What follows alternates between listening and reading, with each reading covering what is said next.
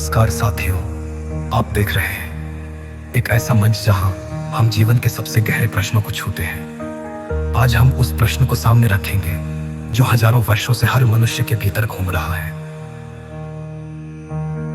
मेरी जिंदगी को चला कौन रहा है, मेरा कर्म या मेरा भाग्य? ये प्रश्न इतना सरल नहीं जितना सुनने में लगता है, क्योंकि यहीं से जीवन का सारा दर्शन शुरू होता है। यहीं से हमारे फैसले, हमारी सोच और अंततः हमारा भविष्य आकार लेता है।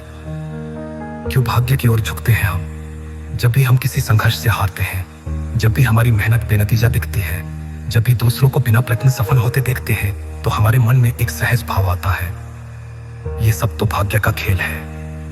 भाग्य एक बहुत ही आरामदायक शब्द है। ये हमें जिम्मेदारी से मुक्त कर देता है, क्योंकि अगर मेरी जिंदगी की बागडोर मेरे कर्म के बजाय किस्मत के हाथ में है, तो मैं कुछ भी करूं या ना करूं, फर्क क्या पड़ेगा? पर क्या ये सत्य है, भाग्य कब बनता है? क्या जन्म से पहले ही किसी अदृश्य ताकत ने सब लिख दिया, या क्या हर पल हम अपने कर्मों से उस भाग्य को करते हैं? यहाँ से असली सोच शुरू होती है।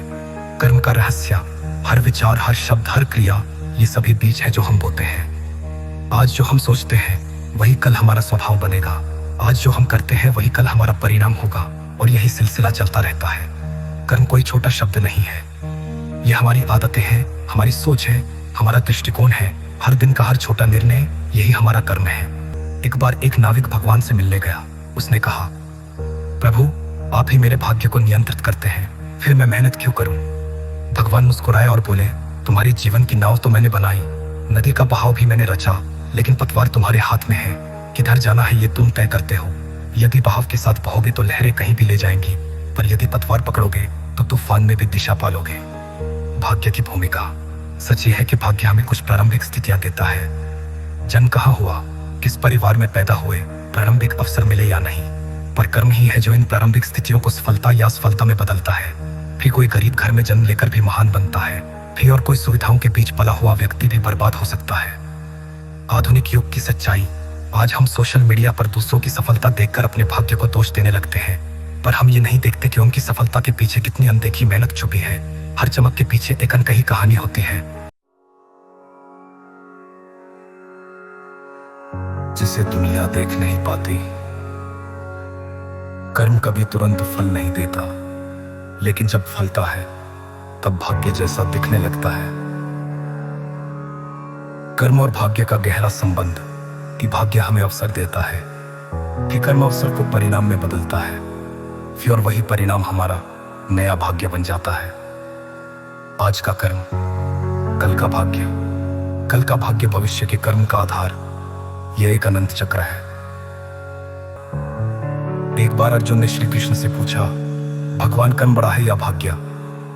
श्री कृष्ण ने मुस्कुराकर उत्तर दिया, जब मैं रथ चलाता हूं तो रथ का पहिया भाग्य है, लेकिन रथ को कौन सा मार्ग चुनना है वो सारथी तय करता है, और सारथी है तुम्हारा कर्म। जीवन का अंतिम सार। दोस्तों, यदि हम केवल भाग्य के भरोसे बैठ जाएं, तो जीवन में कुछ विशेष नहीं घटेगा। लेकिन यदि हम कर्म में विश्वास करें, तो हम अपना भाग्य भी बदल सकते हैं। कर्म ही अंततः भाग्य को भी पीछे छोड़ सकता है। इसलिए कर्म करते रहो। कर्म ही तुम्हारा असली साथी है, कर्म ही तुम्हारा भविष्य गढ़ेगा। अंतिम गूंज, भाग्य कभी भी मजबूत कर्म के सामने टिक नहीं सकता। जो उठकर लड़ता है वही अपना भाग्य खुद लिखता है। हार मानना भाग्य नहीं, एक निर्णय है, और निर्णय हमारे हाथ में है। अगर ये गहरी बातें आपके दिल को छू गई हो, तो इस वीडियो को लाइक करें, life melody deep life reflection channel को सब्सक्राइब करें, और कमेंट में बताइए आपके जीवन में कर्म और भाग्य के बीच क्या रिश्ता रहा है।